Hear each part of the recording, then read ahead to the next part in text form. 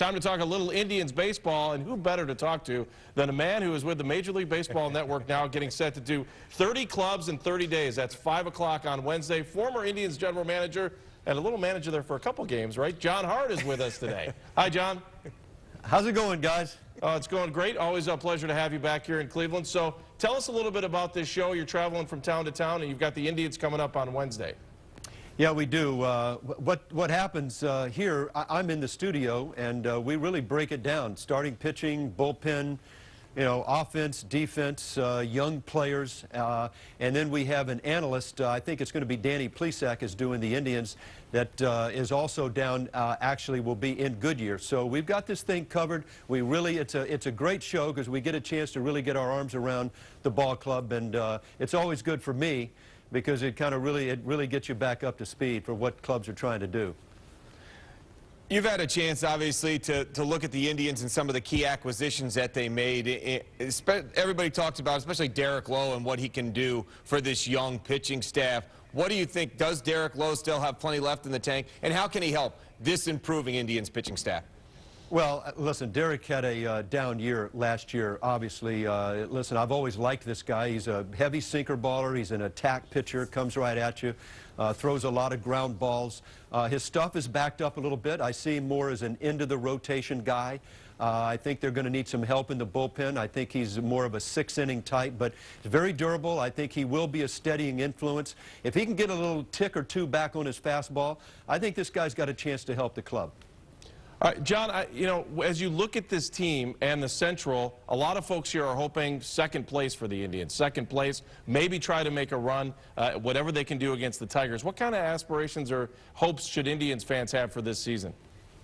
Well, I think when I look at the Central Division, I think the Tigers are going to be tough to beat. Right now, that their starting rotation is solid, even though they're going to have a couple of youngsters at the back of the rotation. They've got a good bullpen, and obviously with the acquisition of Fielder to go along with Cabrera, I think it's going to be a pretty good offensive team. But again, that's on paper. A lot can happen. I think Cleveland, the White Sox, you know, Minnesota, I think these clubs are, at least as we sit here today, are behind the Tigers. I think with Cleveland, if they're going to contend, obviously they got to stay healthy. Last year, it had to have been a nightmare for Chris Antonetti and Manny Ramirez. I mean, there was just a lot of injuries. And when I look at it this year, if they stay healthy, Masterson continues to pitch and leads the rotation. Ubaldo, I think, is going to hold a big key. I love the bullpen of the Indians. If you know, with Pistano, they get Perez back. I think the bullpen's a strength.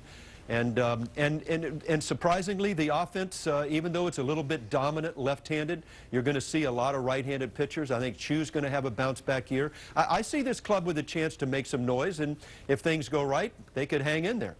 I know Indians fans have been worried about offensively who's going to drive in the runs for this ball club. The pitching staff looks solid, but they need a middle-of-the-lineup hitter who's going to have a big RBI year. If you could look down that lineup, who has to be one of the key players to provide the big runs for the Indians to have a chance to compete to win the division? Well, again, you hate to put it on a young player, but I think because Carlos Santana is going to have to emerge. I think this is a talented offensive player. You can stick him in the middle of the order, but I think he needs to take a big step. A healthy Hafner, I think, would help a lot. That's certainly a power bat. And again, when you look at Cabrera, you know, this guy really jumped out last year. I mean, he showed that he has some power. But I think if I had to look at one guy that could to have a breakout year, it would be Carlos Santana. He's going to need to show he's a middle-of-the-order offensive threat with some power that's a run producer.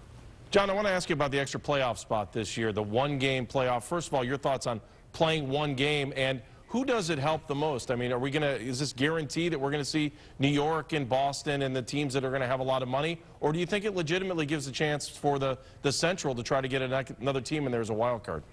I think it's going to give a lot of clubs an opportunity. I think all you had to do was look at what happened at the end of the season last year. When a lot of those wild cards were determined, you know, almost down to the last out. And again, I think a lot of it has to do with the division you're in. I think you look at the East in both the National League and the American League. We're talking American League. I think it's going to be difficult when you have three, if you will, sort of exceptional teams over there, the Yankees, the Red Sox, and Tampa Bay. Those clubs are going to beat each other a lot because you have this unbalanced schedule. I think it might favor a club in the West for one of them, simply because you've got two weak teams in Seattle and Oakland, and you've got two strong teams with the Angels and the Rangers. And I think the Central should have some opportunity there as well, because you're going to be playing more games within your division, and it's less likely that you're going to be, certainly not going to have to face those tough teams 18, 19 times a year. John, is one game fair, or should it be more than one game? I'll tell you what, it's going to be exciting, that's for sure, and I think it's better than nothing. I'm not sure if, like a lot of things that happen in Major League Baseball, this one was something that the commissioner wanted. I think it's going to end up being a good thing. It's the only way it could work this year, and I think that what they're trying to do is to make sure that the wild card loses the advantage. I think it's almost been it's taken away from the regular season with the success that a lot of wild cards have had lately. It's going to be tough for them to fight a one game, win that one, and then go play a best of 5 right on the heels of that. I think it's going to put the wild card, it's going to make it tougher for the wild card to come. I personally would love to see a best out of 3, but I think, for the time being, I think everybody that's a club like the Indians, or a club that feels that they can compete, but maybe they think they're maybe the 5th best club, it's going to give you a chance, and that's all you want, it's an opportunity.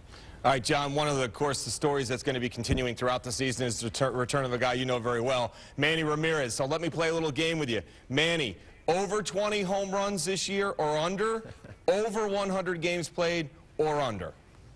I'm going to go under in both, and the only reason I'm doing it, and I never want to bet against Manny, but I think that 50-game suspension is going to play a little bit of an issue there. It's going to take him a little time to get back. I just don't see him jumping out with a little over 100 games to where he's going to hit 20. I think it's going to take him a little time to get back in the swing. But again, I look at that Oakland club, and there's Manny, and there's Bartolo Colon sitting there, and I wanted to call Billy Beane and say, hey, Billy, didn't you those guys were really good in the mid-90s, not in 2012. But it'd be interesting to watch what happens there with Manny.